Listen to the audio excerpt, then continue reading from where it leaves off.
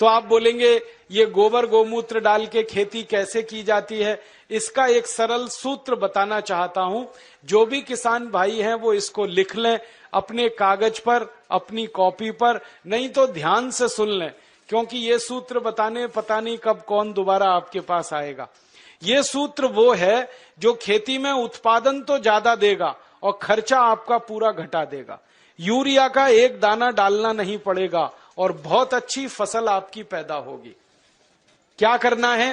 गोबर डालना है, गाय का हो या बैल का हो या भैंस का हो।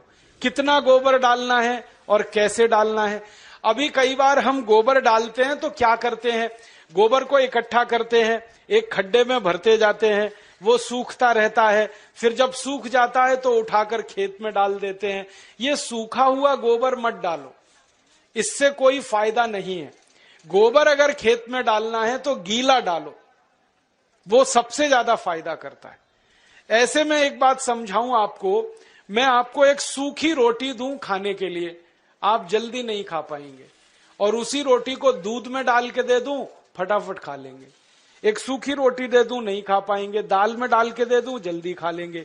गीली चीज जल्दी हजम होती है, मिट्टी को भी और शरीर को भी। तो खेत की मिट्टी में गोबर डालो तो गीला करके डालो। आप बोलेंगे कैसे करना है? 1 एकड़ खेत अगर हमारे पास है मान लो, तो 1 एकड़ खेत के लिए 15 किलो गोबर चाहिए, गाय का या बैल का या भैंस का। अब 15 किलो गोबर चाहिए और 15 लीटर मूत्र चाहिए, गाय का या तो बैल का या तो भैंस का। अब आप कहोगे गोबर इकट्ठा करना तो आसान है, मूत्र कैसे इकट्ठा करें? मूत्र इकट्ठा करना भी आसान। गाय बैल भैंस जब मूत्र देते हैं ना तो उसका समय एकदम पक्का है। गाय के बछड़े और बछड़ी को दूध पीने के लिए छोड़ो, तुरंत पेशाब करती है, डब्बा लगा के भर लो।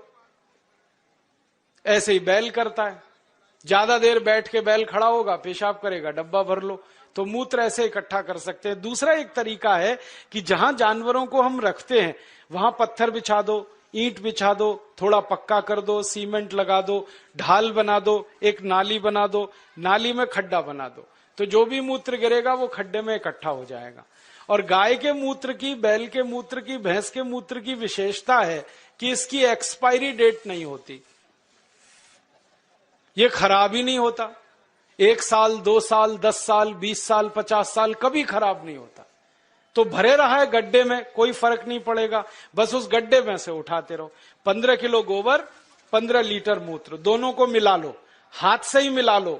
एक प्लास्टिक का ड्रम ले लो, उसमें मिला लो। मिलाने के बाद इसमें 1 किलो गुड़ डाल दो, गुड़। और गुड़ ऐसा डालना जो पुराना हो, जिसको कोई खाता ना हो, काला काला हो जाता है, एकदम पानी जैसा, जिसको हम छूना भी पसंद नहीं करते, वो गुड़ इसमें डाल दो 1 किलो। और 1 किलो डाल दो कोई भी दाल का आटा या चोकर। चोकर समझते हैं? गेहूं का आटा छानने के बाद जो निकलता है, क्या कहते हैं उसको? चोकर कहते हैं। वो डाल दो 1 किलो। या अगर सस्ती दाल हो घर में उत्पादन की हुई तो उसको पीस के 1 किलो डाल दो। तो 1 किलो चोकर या 1 किलो दाल का आटा। और इसमें डालो 1 किलो मिट्टी। मिट्टी कहां से लानी है? पीपल के पेड़ के नीचे की मिट्टी या बरगद के पेड़ के नीचे की मिट्टी। तो 1 किलो मिट्टी, 1 किलो दाल का आटा, 1 किलो गुड़, 15 लीटर मूत्र, 15 किलो गोबर, ये 5 चीजें एक ड्रम में मिला दो। मिलाने के बाद 15 दिन इस ड्रम को छांव में रखो, धूप में मत रखना, छांव में, पेड़ के नीचे रख दो। छांव में रखने के बाद 15 दिन में खाद तैयार हो जाएगा। फिर इस खाद में 200 लीटर पानी मिलाओ और पानी मिला के जो घोल तैयार हुआ, इस घोल को खेत की मिट्टी पे छिड़क दो। अगर खेत खाली है तो सीधे छिड़क दो, और खेत में फसल खड़ी है तो पानी के साथ इसको लगा दो। फसल में आप पानी देते हो ना, उसमें डब्बे से मिलाते जाओ, पूरे खेत में पहुंच जाएगा। अब ये खाद, गोबर, गोमूत्र, दाल का आटा, गुड़ और मिट्टी वाला जो तैयार होता है ना, ये यूरिया से 6 गुना ज्यादा ताकतवर है।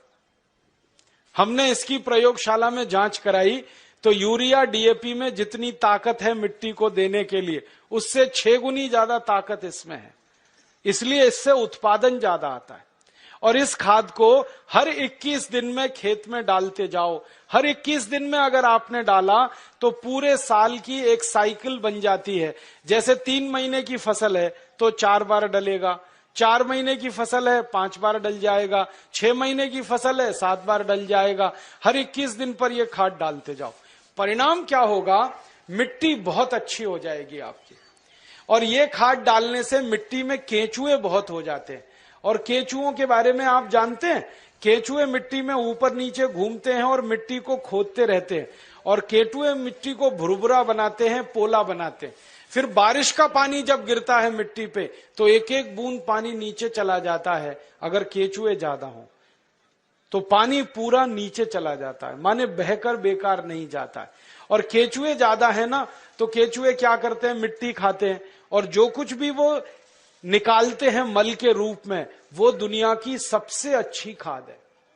तो आपके खेत की मिट्टी में केंचुओं की संख्या बढ़ाओ और वो गोबर की खाद से बढ़ती है, क्योंकि केंचुए को गोबर पसंद है। अगर आप एक बार गोबर की खाद डाल दोगे, कहीं से भी केंचुआ घूमता हुआ खेत में आ जाएगा। और केंचुआ बड़ा विचित्र जीव है, 24 घंटे काम करता है, कभी छुट्टी नहीं करता, कभी संडे नहीं, कभी मंडे नहीं, और फोकट में काम करता है, कभी टीए नहीं, कभी डीए नहीं, कभी एचआरए नहीं, न छुट्टी लेता है न तनख्वाह लेता है। और ऐसा विचित्र जीव है ये केंचुआ कि साल भर ये जिंदा रहता है और साल भर में 1 लाख बच्चे पैदा करके ही मरता है। वो ये नहीं मानता हम दो हमारे दो, वो एक केंचुआ 1 लाख पैदा करता है। तो खेत में एक केंचुआ आया तो 1 लाख हो गए, 1 लाख और 1-1 लाख करेंगे तो संख्या बढ़ती जाएगी। और जिस खेत में केंचुए ज्यादा हैं वहां की मिट्टी तो सोना पैदा करती है, ये सारे दुनिया के वैज्ञानिक मानते। केंचुओं की संख्या बढ़ाओ, मिट्टी में सोना उपजेगा, खूब पैदावार होगी, खूब फसल मिलेगी। और उसका तरीका मैंने आपको बता दिया। अब 2-3 मिनट में एक और बात कह के मैं व्याख्यान खत्म करूंगा, समय हो रहा है। अब आपको मैंने खाद बनाने का एक तरीका बता दिया, अब दवा बनाने का भी एक तरीका बताता हूं। ये खाद तो आप खेत में डालोगे, बहुत उत्पादन मिलेगा, लेकिन अगर आपका पड़ोसी किसान ये खाद नहीं डाल रहा है तो एक गड़बड़ी होगी, उसके खेत में कीड़े लगेंगे। जिस खेत में यूरिया पड़ता है कीड़े उसी खेत में लगते, जहां डीएपी लगता है सबसे ज्यादा फसल को बर्बादी उसी खेत में आती है। तो पड़ोस का किसान नहीं माना, वो यूरिया डालेगा, कीड़ा उसके खेत में आएगा, फिर वो आपके खेत में भी घुस सकता है, क्योंकि कोई बाउंड्री तो बनाई नहीं है आपने। तो कीड़े मारने के लिए क्या करेंगे फिर? उसके लिए एक दूसरा सूत्र बताता हूं। कीड़े मारने की दवा भी आप खुद बना लो, बाजार से खरीद के लाने की जरूरत नहीं है। 20 लीटर मूत्र ले लो किसी भी जानवर का, गाय का हो, बैल का हो, भैंस का हो, किसी का भी हो। अब इस 20 लीटर मूत्र में 2 से 2.5 किलो नीम के पत्ते पीस के डाल दो। नीम तो है, सब गांव में है। नीम की निम्बोली भी आती है, तो निम्बोली पीस के डाल दो, नहीं तो नीम के 2.5-3 किलो पत्ते पीस के डाल दो। फिर एक सीताफल का पेड़ होता है, देखा है, उसके पत्ते पीस के डाल दो 2-2.5 किलो। फिर एक पेड़ होता है, उसको आकड़ा कहते हैं, कहीं कहीं आक कहते हैं, कहीं आकड़ा कहते हैं, उसको अकौआ भी कहते हैं, तो उसका 2.5-3 किलो पत्ता पीस के डाल दो। फिर और एक पेड़ होता है जिसको हम लोग कहते हैं बेशरम, आप पता नहीं क्या कहते हैं। ये कैसा होता है मैं बताता हूं। बेशरम कहते हैं, समझते हैं, बहुत अच्छा। पान के जैसा पत्ता होता है, बिना बीज के होता है, बिना पानी के, इसलिए बेशरम कहते हैं उसको। हर गांव में होता है। तो 2.5-3 किलो बेशरम के पत्ते ले लो, 2-2.5 किलो नीम के पत्ते ले लो, 2.5-3 किलो इसके पत्ते ले लो सीताफल के, और 2.5-3 किलो आकड़े के पत्ते ले लो, और इसमें आधा-पौना किलो तंबाकू पीस के डाल दो, और इसको खूब उबालो गोमूत्र में। उबालते समय इसमें एक काम और कर सकते हैं, आधा किलो लहसुन पीस के डाल दो, आधा किलो खूब तीखी मिर्च पीस के डाल दो, और उबाल के इसको ठंडा कर लो। ठंडा करके इसको छान लो।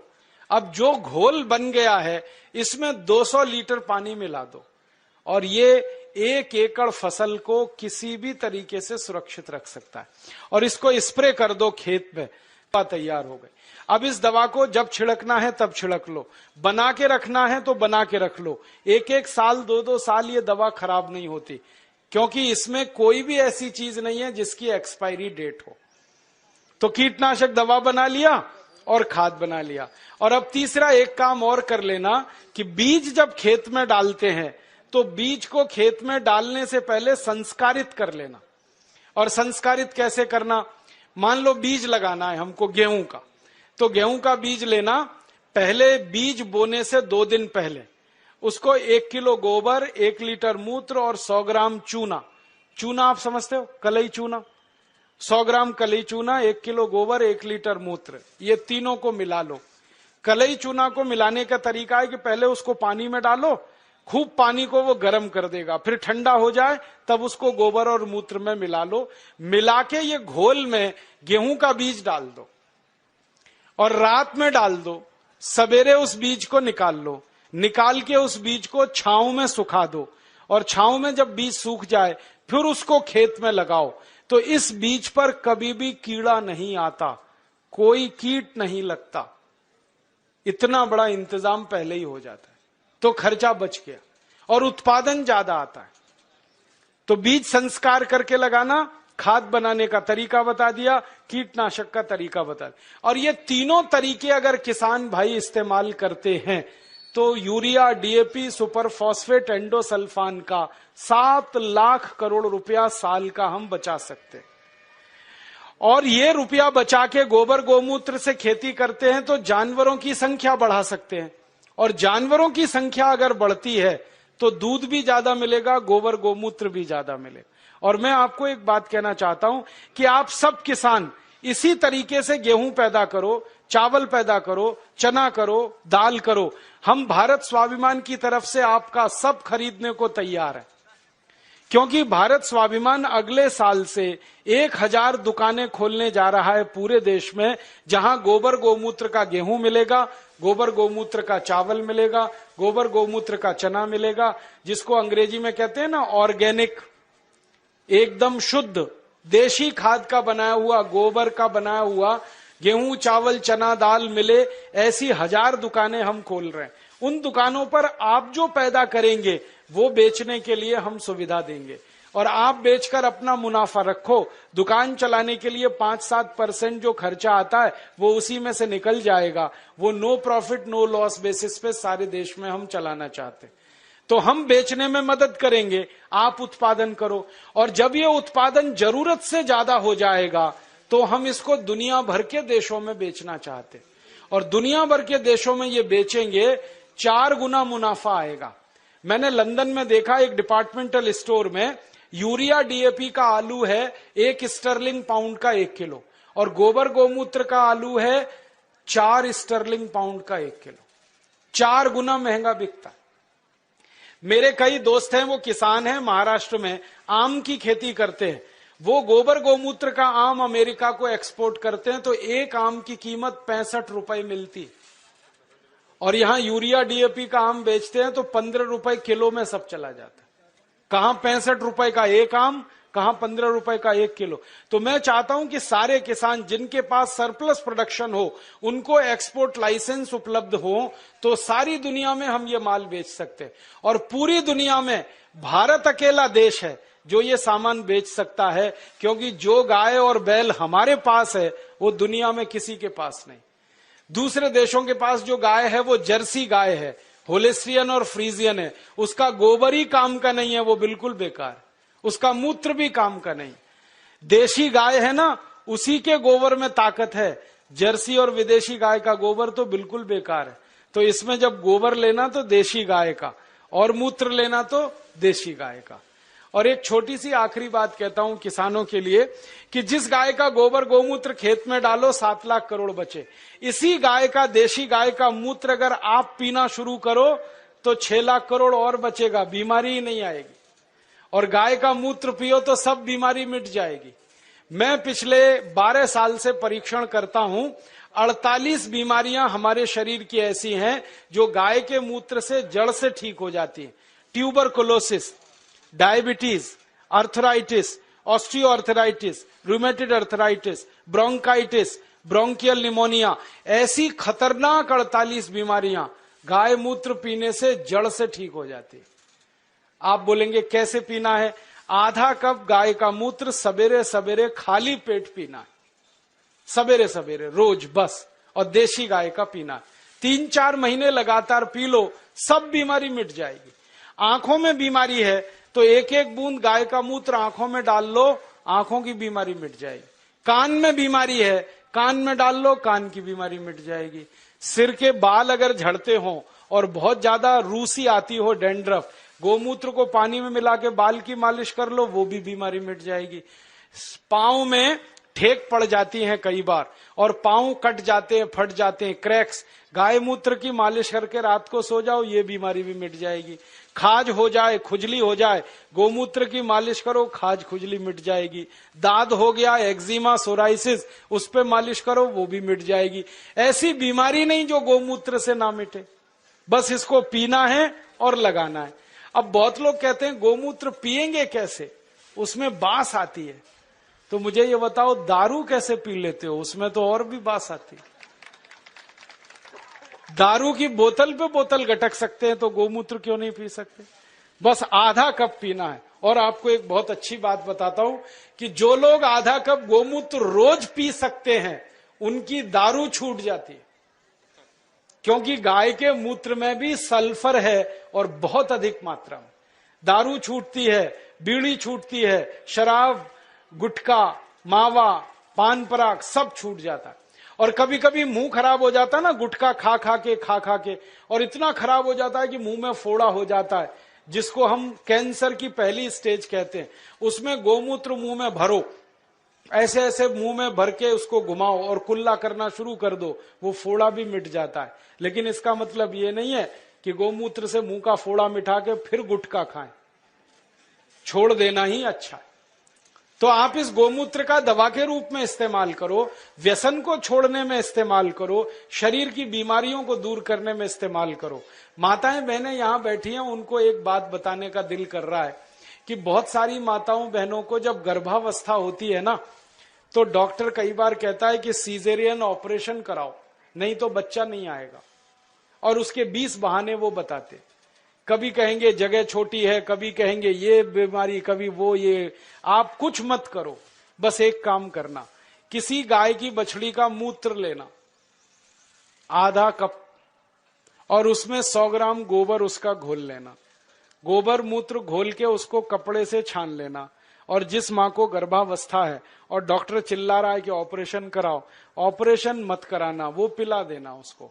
2-3 घूंट सुबह, 2-3 घूंट दोपहर, 2-3 घूंट शाम। रात को बच्चा अपने आप बड़े आराम से बाहर आ जाएगा, कोई ऑपरेशन नहीं करना पड़े। मैंने हजारों माताओं बहनों की डिलीवरी इस गोबर गोमूत्र से फोकट में कराई। और ये गोबर गोमूत्र में इतनी ताकत है, मैं आपको एक मेडिकल टर्मिनोलॉजी को सरल भाषा में समझाता हूं। बच्चा कई बार उल्टा हो जाता है गर्भाशय में, तो डॉक्टर कहते हैं अब तो कोई इलाज नहीं, काटना ही पड़ेगा पेट। गोबर गोमूत्र की 3 डोज दे दो, वो उल्टा बच्चा सीधा हो जाता है। गाय के मूत्र में इतनी ताकत है, इसलिए आप इसको पीना शुरू करो, पिलाना शुरू करो। इसका इलाज सबसे अच्छा है, खर्चा कुछ नहीं है, पैसे कोई जाने वाले नहीं, गाय अपने पास है।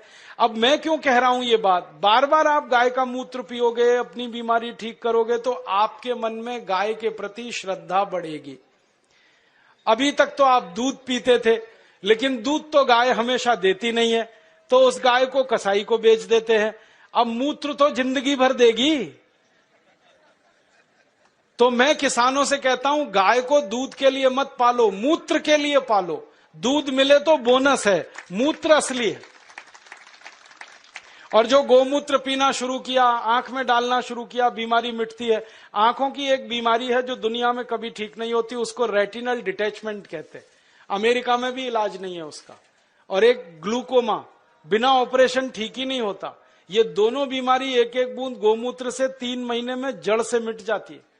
जिनको चश्मे चढ़ गए हैं ना, चश्मा उतारना है तो गोमूत्र डाल लो तो चश्मा उतर जाता है। सब तरह की बीमारी आपकी खत्म करता है गाय का मूत्र, क्योंकि गोमूत्र में 18 तरह के रासायनिक तत्व हैं। सल्फर उसमें है, कैल्शियम उसमें है, आयरन उसमें है, मैग्नीशियम उसमें है, मैग्नीज उसमें है, भगवान के दिए हुए हैं, प्रचंड मात्रा में है, मुफ्त में है और बिना किसी साइड इफेक्ट के। तो गोबर गोमूत्र को खेत में डालो तो यूरिया का खर्च बचेगा, शरीर में पियो तो 6 लाख करोड़ की बीमारी का खर्च बचेगा। तो खाली गाय से ही एक साल में इस देश का 15 लाख करोड़ का फायदा हम करा सकते हैं। और ये ताकत हम में से हर किसान में है, और ये ताकत का अंदाजा किसानों को लग जाए तो भारत देश को सोने की चिड़िया बनने से कोई नहीं रोक सकता, और हमको आगे आने से कोई नहीं रोक सकता। हम तो पैदा करके दुनिया को खिला सकते हैं, इतनी ताकत गाय के गोबर और मूत्र में। बस अब एक काम करना, एक संकल्प ये लेके यहां से उठना कि गाय पालेंगे, उसको कसाई को नहीं बेचेंगे। मुझे दुख इस बात का है, गाय पालता है हिंदू, काटता है कसाई। क्यों? हिंदू बेच देता है, कसाई काट देता है। और हिंदुओं को पूछो भाई गाय क्यों बेची, कहने लगे जी दूध नहीं देती। दूध तो थोड़े दिन के बाद अपनी अम्मा भी नहीं देती, उसको भी बेचोगे? गाय अपनी मां के जैसी है, उसको कभी बेचना नहीं, किसी कसाई को देना नहीं, बहुत पाप पड़ेगा। अगर उसकी मृत्यु होती है तो ऐसे ही उसका अंतिम संस्कार करो जैसे अपने घर के लोगों का किया जाता है। अच्छा सा खड्डा खोद के उसको गाड़ दो। और मैं तो एक तरीका बताता हूं कि गाय मर गई तो उसका चमड़ा कभी मत उतारना, बहुत पाप लगता है। उसको ऐसे का ऐसा ही दफन करना, खड्डा खोद के, और जहां गाय को दफन किया वहां आम का एक पेड़ लगा देना। 3 साल में वो पेड़ इतने फल देगा कि आप तोड़ते तोड़ते थक जाएंगे। मैंने ये किया है, गाय का शरीर जिस मिट्टी में दफन हुआ वहां आम का पेड़ लगा दिया और दूर एक दूसरा आम का पेड़ लगा दिया। उस आम के पेड़ पे 100 फल आते हैं, तो गाय के शरीर वाले आम के पेड़ पे 400 से 500 फल आते हैं। 4-5 गुना ज्यादा उत्पादन है, और आम बड़ा होता है और एकदम मीठा होता है। माने गाय जिंदा रहते इतनी हमारी मदद करती है, मरने के बाद भी इतनी मदद करती है। इसलिए इसको कसाई को तो देना नहीं। और गाय को काटें, उसका मांस बिके 10,000 रुपए, गाय को जिंदा रखें और उसके मूत्र से दवा बनाकर बेचें तो साल की आमदनी 2 लाख रुपए है एक गाय की। इसलिए गाय फालतू नहीं है, बहुत कीमती है, बहुत मूल्यवान है। तभी तो हमारे बुजुर्गों ने, पुरखों ने कहा कि गाय में 33 करोड़ देवता हैं। ये कोई सामान्य बात नहीं है। और जो देवता है ना, उनमें गोबर में तो लक्ष्मी है और गोमूत्र में धन्वंतरी है। ये अब समझ में आया। मेरी अम्मा मुझे समझाती थी, दादी, कि गोमूत्रे वसति लक्ष्मी, सॉरी, गोमय वसति लक्ष्मी, गोमूत्रे धन्वंतरी, ऐसा एक संस्कृत सूत्र हमने सीखा था। अब गाय के मूत्र में धन्वंतरी, गोबर में लक्ष्मी, तब समझ में नहीं आया, अब आया कि गोबर डालते हैं खेत में, खूब अन्न पैदा होता है और बहुत महंगे दाम पर विदेशों में बिकता है, तो डॉलर के डॉलर आते हैं। तो लक्ष्मी ऐसे है गोबर में। और मूत्र को उपयोग करते हैं तो बीमारी मिटती है, बीमारी मिटे तो धन्वंतरी ही है फिर। तो गोबर गोमूत्र में भगवान है, ये ध्यान रख के आप अपने घर में गाय लेके आओ। और मेरा तो आपको कहना है कि जर्सी गाय जो गलती से लाई हो तो तुरंत बेचो, देशी लेके आओ। जर्सी बेचोगे तो 3 देशी गाय आएगी। जर्सी खाती भी ज्यादा है, हगती भी ज्यादा है और बिल्कुल बेकार है उसका गोबर, ना उसका गोबर काम का ना मूत्र काम का। आप कहोगे जो दूध ज्यादा देती है, वो दूध बिल्कुल बेकार है, कोई पीने लायक नहीं है। दुनिया के किसी देश के लोग जर्सी गाय का दूध नहीं पीते, भारत को छोड़कर। डेनमार्क में सबसे ज्यादा जर्सी गाय है, फिर भी वो दूध नहीं पीते, क्योंकि कहते हैं इससे कैंसर होता है, अर्थराइटिस होता है। तो इस जर्सी गाय को बेच के देशी गाय लाओ और उसको पालो, तो आपका ये जीवन सुधरेगा, परलोक भी सुधरेगा। और मैं तो मानता हूं गाय का सबसे बड़ा मूल्य है, सवेरे ही सवेरे सोकर उठो और गाय के चेहरे का दर्शन करो तो भगवान का दर्शन हो गया।